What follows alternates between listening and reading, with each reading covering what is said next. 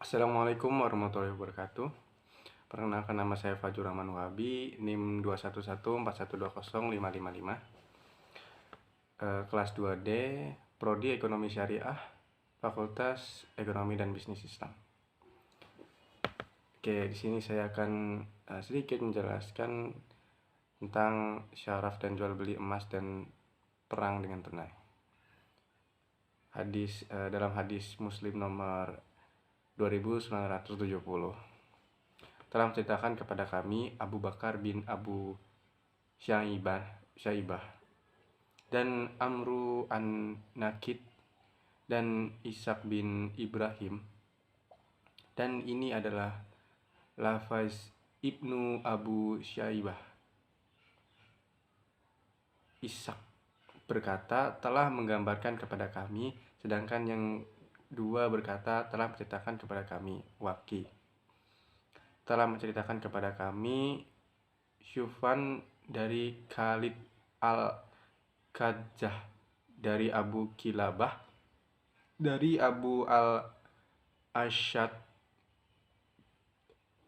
dari Ubadah bin Syahmid.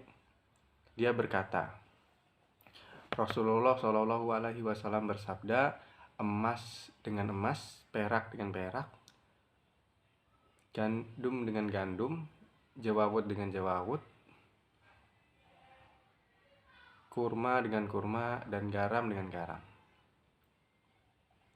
Tidak mengapa jika dengan takaran yang sama dan sama berat serta tunai. Jika jenisnya berbeda, maka jualah sesuka hatimu, asalkan dengan tunai dan langsung serah terimanya. Di sini Rasulullah SAW bersabda tentang emas, perak, emas, perak, gandum dan lain-lain. Beliau menjelaskan bahwa jika akan transaksi emas dengan emas, perak dengan perak itu haruslah sama, sesuai ya, sama beratnya. Tapi jika jenisnya berbeda, maka jualah sesuka hatimu, asalkan dengan tunai dan langsung serah terima. Seperti itulah singkat. Para ulama sudah setuju jika emas dan uang sudah sama-sama dimasukkan dalam hukum nakad dain. Kalau sudah nakad dain, emas, perak, dan termasuk di dalamnya uang, maka di situ harus ada yang namanya serah terima. Emas dengan emas harus sama dan sebanding. Perak dengan perak harus sama dan sebanding. Barang siapa melebihkan atau menambahkan, maka dia telah melakukan praktek riba. Nah, jadi seperti yang saya jelaskan tadi, seperti yang dijelaskan Rasulullah tadi, yang Rasulullah bersabda, tidak mengapa jika dengan takaran yang sama dan sama berat serta tunai. Maksudnya sama berat itu adalah harus sama sebanding. Emas dan perak itu harus sama sebanding gramnya. Jika gramnya tidak sama, itu tidak boleh, itu termasuk riba. Lalu lanjut, jadi dalam transaksinya harus diucapkan kalimat kontan, kemudian harus diserah terima langsung, kulut dan takobut. Kalau kulut, dalam transaksinya harus kontan dan harus diserah terimakan langsung. Kalau tidak, akan masuk wilayah riba, dan riba tidak harus dirugikan, dan ribanya riba tempo ya. Jadi ada banyak ribanya. Yang tadi riba itu tidak harus dirugikan. Ada juga riba tempo, ada juga riba fadl, ribanya riba fadl, ada ribanya riba yad. Nah, riba yad itu adalah membeli emas tapi emasnya dibawa dulu, bayarnya nanti. Lalu ada riba nasi'ah. Riba ini adalah riba yang dimana dalam transaksinya tidak dibuat kontan atau nanti bayarnya. Misal saya beli sekarang tapi bayarnya nanti, itu tidak boleh. Maka jual beli emas atau kredit kredit emas tidak diperkenankan karena sebagian pembayarannya ditunda. Nah, jadi transaksi kita ambil contoh saja lah. Kita ambil contoh misalnya ada seorang juragan kaya, yang pasti kaya, yang di kota itu semua orang tahu lah kalau dia itu mampu. Nah, jadi suatu hari dia ingin membeli emas di toko emas untuk anaknya misal, tapi dia lupa membawa uang itu lupa, tertinggal lah, uangnya tertinggal. Nah, kemudian si penjual emas itu berkata, bawa saja dulu uangnya, nanti tenang aja, uangnya nanti bisa. Seperti itulah.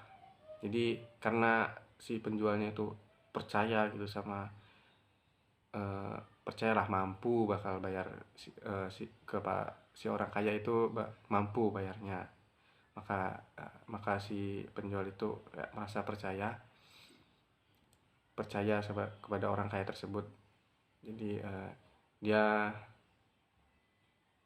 memperbolehkan orang tersebut membawa dulu uangnya. Nah, itu seperti yang dijelaskan di sini tidak boleh ya, karena pembayarannya ditunda, tidak kontan atau tidak serah terima langsung. Itu tidak boleh. Walaupun tidak dirugikan, walaupun si orang tersebut tidak dirugikan. Lalu kemudian ada barter emas dengan gram. Barter emas dengan gram yang berbeda hukumnya haram riba. Nah, seperti yang tadi saya jelaskan ya. Karena Nabi mengatakan semisal dengan semisal, maka jika tidak semisal maka tidak boleh.